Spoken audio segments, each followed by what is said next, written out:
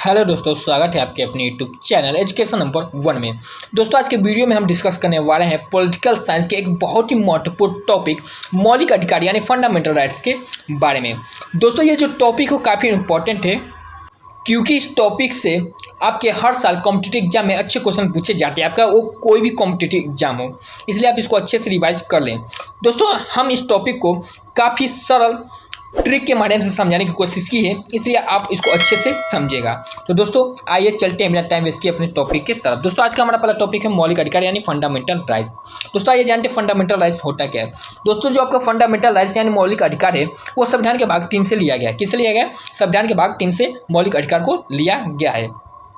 उसके बाद दोस्तों जो आपके मौलिक अधिकार है दोस्तों वो भारत के संविधान में अनुच्छेद 12 से 35 में इसका वर्णन किया गया है। यानी मौलिक अधिकार का जो वर्णन किया गया है दोस्तों वो भारतीय संविधान के अनुच्छेद 12 से 35 में किया गया है। उसके बाद दोस्तों जो इसका अगला टॉपिक है वो है दोस्तों मूल संविधान में मौलिक अधिकार की संख्या 60 थी। क्या?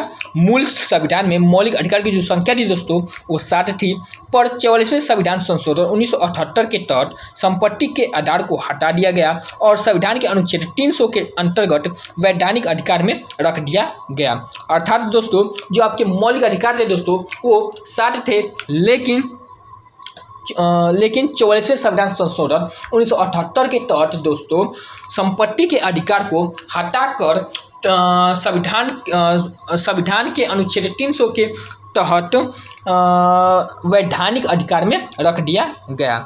इसके बाद दोस्तों जो इसका अगला टॉपिक दिया गया है वो दिया गया दोस्तों जो मौलिक अधिकार है दोस्तों इसमें संशोधन किया जा सकता है। क्या? मौलिक अधिकार में संशोधन किया जा सकता है। किसके द्वारा किया जा सकता है? संसद के द्वारा किया जाता है, यानी संसद के द्वारा मौलिक अधिकार में संशोधन किया जा सकता है। उसके बाद दोस्तों दिया गया है मूल अधिकारों का जो निलंबन है दोस्तों वो किया जा सकता है, यानी मूल अधिकारों में बदलाव लाया जा सकता है। क्या होता है कि मूल अधिकारों में आपातकालीन स्थिति में बदलाव लाया जा सकता है। वो बदलाव कौन कर सकता है दोस्तों? तो राष्ट्रपति कर सकता है, यानी राष्ट्रपति के माध्यम से यानी राष्ट्रपति के द्वारा मूल अधिकारों में बदलाव किया जा सकता है।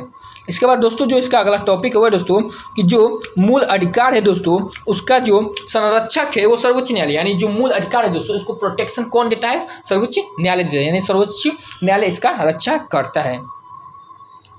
इसके बाद दोस्तों अब बात आती है मौलिक अधिकार को याद करने की। तो दोस्तों आपको मौलिक अधिकार याद करने के लिए हमने एक बहुत ही बेस्ट ट्रिक बनाई है। आई होप कि आपको यह ट्रिक अच्छे से समझ में आ पाए, इसलिए आप इसको अच्छे से समझें, जिससे आपको एक बार में ही यह याद हो जाएगा कि मौलिक अधिकार कितने होते हैं और कौन कौन से होते हैं। तो दोस्तों आइए चलते हैं। तो दोस्तों हमने यहाँ पर एक बहुत ही बेटर ट्रिक बनाया है। वो ट्रिक क्या है दोस्तों आइए जानते हैं। दोस्तों यहाँ पर ई और एफ नाम के दो बच्चे हैं। क्या? ई और एफ नाम के दो बच्चे हैं। उन्होंने एक शोध की। क्या की? उन्होंने एक शोध की और देखा कि शिक्षा बहुत जरूरी है। क्या? ई और एफ नाम के दो बच्चे हैं, उन्होंने एक शोध की और देखा कि शिक्षा बहुत जरूरी है, तो इन्होंने इसे मौलिक अधिकार में डाल दिया। क्या? ई और एफ नाम के दो बच्चे थे, इन्होंने शोध की और देखा कि शिक्षा जो है वो बहुत ज़रूरी है और इन्होंने उसको मौलिक अधिकार में डाल दिया। अब आइए जानते हैं दोस्तों कि ये ट्रिक कैसे बनता है। तो दोस्तों ई से जो होता है दोस्तों वो होता है इक्वालिटी, यानी समानता का अधिकार, और ये अनुच्छेद किससे लिया गया दोस्तों? अनुच्छेद 14 से 18 में इसका वर्णन किया गया है। उसके बाद दोस्तों एफ से आपका आता है फ्रीडम यानी स्वतंत्रता का अधिकार, इसका वर्णन अनुच्छेद 19 से 22 में किया गया है। उसके बाद दोस्तों आपका 100 से आता है एक्सप्लेनेशन यानी सोशल मोबिलिटी के अधिकार, और जो इसका वर्णन किया गया दोस्तों वो संविधान के अनुच्छेद 23 से 24 में किया गया है। उसके बाद दोस्तों आपका ढा आता है यानी धार्मिक स्वतंत्रता का अधिकार, इसका जो वर्णन किया गया है दोस्तों वो आपके अनुच्छेद 25 से 28 में किया गया है। उसके बाद दोस्तों आपका आता है यानी शिक्षा व संस्कृति का अधिकार, जिसका वर्णन किया गया है दोस्तों अनुच्छेद 29 से 30 में। इसके बाद दोस्तों आपका एक और है जो कि काफ़ी इम्पोर्टेंट है दोस्तों, वो है आपका संविधान उपचारों का अधिकार। क्या? संविधान उपचारों का, एक मिनट दोस्तों, संविधान उपचारों का अधिकार। अधिकार। तो ये आपके 6 मौलिक अधिकार हैं दोस्तों। 6 इसलिए हैं क्योंकि जो 7वां मौलिक अधिकार था संपत्ति का अधिकार दोस्तों, उसको 44वें संविधान संशोधन 1978 के तहत हटाकर 300 अनुच्छेद 300 के अंतर्गत संवैधानिक अधिकार में रख दिया गया है। इसलिए आपके 6 मौलिक अधिकार हैं दोस्तों। अब बात आती है कि इतना सारा याद करें कैसे, क्या अब बात आती है कि इतना सारा याद कैसे करें। तो हम आपको जो बता रहे हैं आप बस उतना ही याद करें, क्योंकि आई होप, मुझे लगता नहीं कि इससे बाहर कोई क्वेश्चन आता होगा। काफ़ी कम ही चांस है कि जो इससे बाहर क्वेश्चन पूछेगा। तो हम आपको जितना बता रहे हैं आप उसको ही बस याद करें। तो आइए चलते हैं दोस्तों। हम आपको जितना ये बता रहे हैं आप अगर इतना याद कर लेते हैं तो आपका काम बन जाएगा, क्योंकि इससे बाहर काफ़ी कम चांस है कि आता है। 1% मात्र चांस रहता है कि इससे बाहर क्वेश्चन पूछा जाए किसी भी कॉम्पिटिटिव एग्जाम में। तो आप इतना यानी फर्स्ट, सेकेंड, थर्ड और फोर्थ ये 4 याद कर लें तो आपका काम हो जाएगा। आपको फिर इससे टॉपिक में कोई भी प्रॉब्लम नहीं होगी। तो आइए जानते हैं। पहला दोस्तों आपका अनुच्छेद 17। अनुच्छेद 17 में दोस्तों अस्पृश्यता का अधिकार यानी अस्पृश्यता को गैर कानूनी घोषित किया गया है। ठीक, उसके बाद दोस्तों आपका आता है 24, क्या अनुच्छेद 24। अनुच्छेद 24 में दोस्तों कारखानों में 14 वर्ष से कम आयु वाले बच्चों को कार्य पर रखने पर प्रतिबंध लगाया गया है। दोस्तों जैसा कि आप जानते हैं दोस्तों कि जो 14 से कम वर्ष के बच्चे होते हैं उनको नाबालिग बोलते हैं, और नाबालिग बच्चों को काम करना गैर कानूनी माना जाता है। तो इसको जो रखा गया दोस्तों वो संविधान के अनुच्छेद 24 में रखा गया है। उसके बाद दोस्तों इसका अगला है अनुच्छेद 25 यानी धार्मिक स्वतंत्रता का अधिकार। तो जो अनुच्छेद 25 है दोस्तों उसमें धार्मिक स्वतंत्रता के अधिकार को रखा गया है। इसका अगला है दोस्तों संविधान उपचारों का अधिकार, जिसको अनुच्छेद 32 में रखा गया है। ये दोस्तों आपके 4 हैं। अगर आप इन चारों को अच्छे से रिवाइज कर लेते हैं तो आपको इस टॉपिक से कोई भी प्रॉब्लम नहीं होने वाली है। दोस्तों हमने आपको अब तक जितना भी बताया है इस टॉपिक से मौलिक अधिकार यानी फंडामेंटल राइट से इतने ही क्वेश्चन बनते हैं। आप किसी भी कॉम्पिटिटिव एग्जाम को देने के लिए अगर आप इतना अगर तैयार कर लेते हैं तो आपको कोई भी प्रॉब्लम नहीं होगी। सो दोस्तों अब तक हमने आपको जितना भी टॉपिक बताया है आई होप कि आपको समझ में आ गया होगा। दोस्तों हमने इन्हीं टॉपिक में से बहुत ही महत्वपूर्ण कुछ क्वेश्चन छाट कर निकाले हैं जो कि हम आपको बतलाने वाले हैं, इसलिए आप इन क्वेश्चनों को अच्छे से रिवाइज कर लीजिएगा। दोस्तों ये मेरी गारंटी है कि आप जो ये क्वेश्चन पढ़ लेंगे तो आपको किसी भी कॉम्पिटिटिव एग्जाम में इस टॉपिक से रिलेटेड कोई भी प्रॉब्लम नहीं होगी, इसलिए आप इसको अच्छे से पढ़िएगा और समझिएगा। तो दोस्तों आइए चलिए चलते स्टार्ट करते हैं। दोस्तों आज का पहला क्वेश्चन है भारत के संविधान का भाग 3 संबंधित है क्या? भारत के संविधान का भाग 3 संबंधित है। तो किससे संबंधित है दोस्तों? वो है दोस्तों आपका पहला है राज्य के नीति निर्देशक तत्वों से संबंधित है, दूसरा है मूल कर्तव्य से संबंधित है, तीसरा है मूल अधिकार से संबंधित है और चौथा है नागरिकता से संबंधित है। जो दोस्तों आपका भारत के संविधान का भाग 3 है दोस्तों वो आपका वो आपका मूल अधिकार से संबंधित है।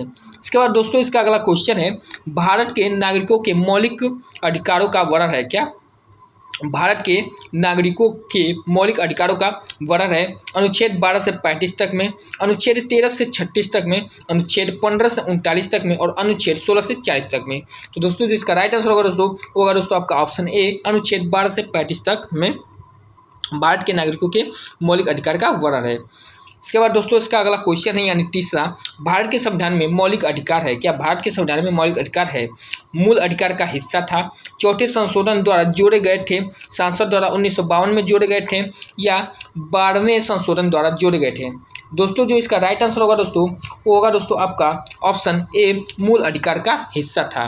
इसके बाद दोस्तों इसका अगला क्वेश्चन है भारतीय नागरिकों को प्रदान किए गए मूल अधिकारों को पहला दिया गया है निलंबित नहीं किया जा सकता, दूसरा दिया गया है निलंबित किया जा सकता है, तीसरा दिया गया है किसी भी उपस्थिति में निलंबित नहीं किया जा सकता और चौथा दिया गया है इनमें से कोई नहीं। दोस्तों जो इसका राइट आंसर है दोस्तों वो है दोस्तों आपका ऑप्शन 2 निलंबित किया जा सकता है। वो भी किसके द्वारा किया जा सकता है दोस्तों? राष्ट्रपति के द्वारा किया जा सकता है। इसके पहले हमने आपको पीछे के टॉपिक में सब कुछ बताया हुआ है, ये 19 क्वेश्चन है। आप अपने मन में इसके क्वेश्चन को बताते रहे, वैसे तो हम आपको क्वेश्चन बता रहे हैं लेकिन आप अपने मन में इनके क्वेश्चन को गेस्ट करते रहें। इसका अगला क्वेश्चन है दोस्तों भारतीय संविधान के अंतर्गत मूल अधिकारों का संरक्षण कौन करता है? ए सांसद करता है, बी राष्ट्रपति करता है, सी न्यायपालिका करता है और डी मंत्रिमंडल करता है। तो कौन करता है दोस्तों? आपका इसका राइट आंसर होगा सी, यानी न्यायपालिका करता है। भारतीय संविधान के अंतर्गत मूल अधिकारों का संरक्षण कौन करता है? तो न्यायपालिका करता है। इसका अगला क्वेश्चन है, भारतीय संविधान में अस्पृश्यता का उन्मूलन संबंधित है क्या? भारतीय संविधान में अस्पृश्यता का उन्मूलन संबंधित है, किससे संबंधित है दोस्तों? अनुच्छेद 15 से संबंधित है, अनुच्छेद 16 से संबंधित है, अनुच्छेद 17 से संबंधित है या अनुच्छेद 18 से संबंधित है? दोस्तों जिसका राइट आंसर होगा दोस्तों वो होगा दोस्तों आपका ऑप्शन सी, यानी अनुच्छेद 17 से संबंधित है। इसका अगला क्वेश्चन है दोस्तों, मौलिक अधिकारों के अंतर्गत कौन सा अनुच्छेद बच्चों के शोषण से संबंधित है क्या? मौलिक अधिकारों के अंतर्गत कौन सा अनुच्छेद बच्चों के शोषण से संबंधित है? ऑप्शन ए अनुच्छेद 17, ऑप्शन बी अनुच्छेद 19, ऑप्शन सी अनुच्छेद 24 और ऑप्शन डी अनुच्छेद 25। तो दोस्तों जो इसका राइट आंसर होगा दोस्तों वो होगा दोस्तों आपका ऑप्शन सी अनुच्छेद 24। दोस्तों जो कारखानों वाली बात थी बच्चों को कि 14 वर्ष से कम बच्चों को काम कराना गैर कानूनी है, तो वही वाला है आपका क्वेश्चन। तो इसका जो वर्णन किया गया है दोस्तों, बच्चों के जो कम उम्र के बच्चों को काम नहीं किया जाना चाहिए, वो आपके अनुच्छेद 24 में किया गया है। इसका अगला क्वेश्चन दोस्तों, कारखानों अथवा खानों में कोई व्यक्ति नियुक्त नहीं किया जा सकता जब तक कि उसकी आयु कम से कम 17 वर्ष हो, 18 वर्ष हो, 14 वर्ष हो या 21 वर्ष हो। तो दोस्तों इसका राइट आंसर होगा दोस्तों आपका ऑप्शन सी 14 वर्ष, यानी 14 वर्ष से अधिक होना चाहिए तभी वो काम कर सकता है, 14 वर्ष से कम नहीं। इसके बाद दोस्तों जो इसका अगला क्वेश्चन है वो है दोस्तों आपका, भारतीय संविधान के अनुच्छेद 25 का संबंध है क्या? भारतीय संविधान के अनुच्छेद 25 का संबंध है। ऑप्शन ए समानता के अधिकार से, ऑप्शन बी संपत्ति के अधिकार से, ऑप्शन सी धार्मिक स्वतंत्रता के अधिकार से और ऑप्शन डी अल्पसंख्यकों के अधिकार से। तो दोस्तों जो इसका राइट आंसर दोस्तों वो है दोस्तों आपका ऑप्शन सी धार्मिक स्वतंत्रता के आधार से। इसका अगला क्वेश्चन है दोस्तों, निम्नलिखित मौलिक अधिकार में से किसको बी.आर. अम्बेडकर ने संविधान की आत्मा की संज्ञा दी है क्या? निम्नलिखित मौलिक अधिकार में से किसको बी.आर. अम्बेडकर ने संविधान की आत्मा की संज्ञा दी है? ऑप्शन ए समानता के अधिकार को, ऑप्शन बी संपत्ति के अधिकार को, ऑप्शन सी धार्मिक स्वतंत्रता के अधिकार को और ऑप्शन डी सर्वैधानिक उपचारों के अधिकार को। तो दोस्तों जैसा कि हमने आपको पिछले वाले टॉपिक में पढ़ा है, जो इसके पीछे हमने टॉपिक में पढ़ा है, तो उसमें हमने पढ़ा था कि जो सर्वैधानिक उपचारों का अधिकार है दोस्तों, उसको डॉक्टर भीमराव अम्बेडकर ने संविधान की आत्मा कही है, इसलिए इसका चौथा इसका राइट आंसर हो जाएगा। इसके बाद दोस्तों जो इसका अगला क्वेश्चन है वो दोस्तों, निम्न में से कौन सा अधिकार मूल अधिकार में नहीं आता क्या? निम्न में से कौन सा अधिकार मूल अधिकार में नहीं आता? समानता का अधिकार, संपत्ति का अधिकार या धार्मिक स्वतंत्रता का अधिकार या संपत्ति का अधिकार? तो दोस्तों जो इसका राइट आंसर है दोस्तों वो है दोस्तों आपका ऑप्शन बी, यानी संपत्ति का अधिकार। इसके बाद दोस्तों जो इसका अगला क्वेश्चन है वो है दोस्तों, संपत्ति के मौलिक अधिकारों को कब खत्म किया गया क्या? संपत्ति के मौलिक अधिकार को कब खत्म किया गया? ऑप्शन है 1978 में संविधान के 44वें संशोधन द्वारा, 1978 में संविधान के 42वें संशोधन द्वारा, 1976 में संविधान के 42वें संशोधन द्वारा या 1973 में संविधान के 44वें संशोधन द्वारा। तो दोस्तों जो इसका राइट आंसर दोस्तों वो है दोस्तों आपका ऑप्शन ए, यानी 1978 संविधान के 44वें संशोधन द्वारा।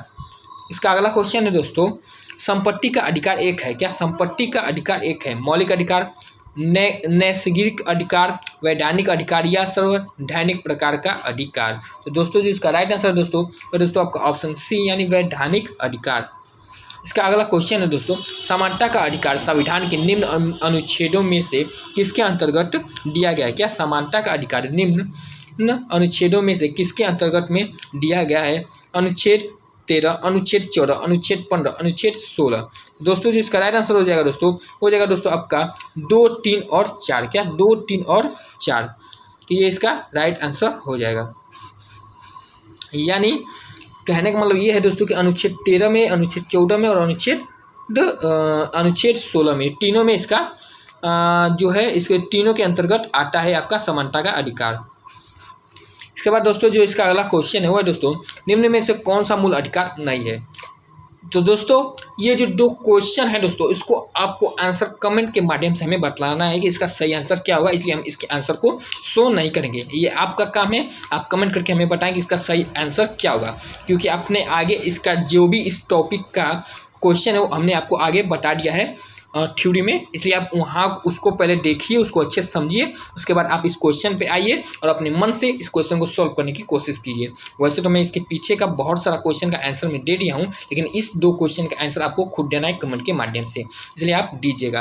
इसके बाद दोस्तों जो इसका अगला क्वेश्चन है, मौलिक अधिकारों में संशोधन करने में कौन सक्षम है, इसका भी आंसर आपको खुद देना है। यानी इसका और इसका, इन दोनों का आपको कमेंट के माध्यम से हमें बताना है कि इसका सही ऑप्शन क्या होगा, कि ये आपको हमको बतलाइएगा। सो दोस्तों आज के वीडियो को हम यहीं समाप्त करते हैं। अगर वीडियो पसंद आए तो आप चैनल को सब्सक्राइब करिएगा, साथ ही वीडियो को लाइक कर दीजिएगा। इस वीडियो को अपने दोस्तों के साथ शेयर करना ना भूलिएगा। सो दोस्तों तब तक के लिए बाय बाय, टेक केयर।